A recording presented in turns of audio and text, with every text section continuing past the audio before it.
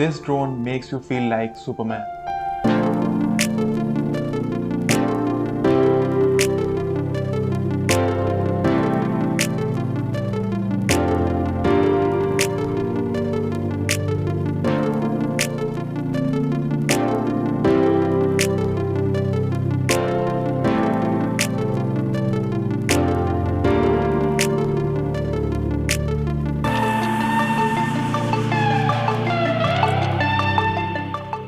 So hey guys, welcome back to my channel. My name is Nitish, and if you also want your footage to be like this, then you are at the right place. And today in this video I'm going to tell you about a drone which is exceptionally great. And this is the world's best flying drone camera, and this drone is best for video shooting and even used by top creators on YouTube also. And not only this, it has some cool and amazing features that you might not get in other drone cameras. So make sure you stick until the end of the video to know more, and drop this fire emoji in the comment section below, and subscribe to my channel for giveaways and tech updates.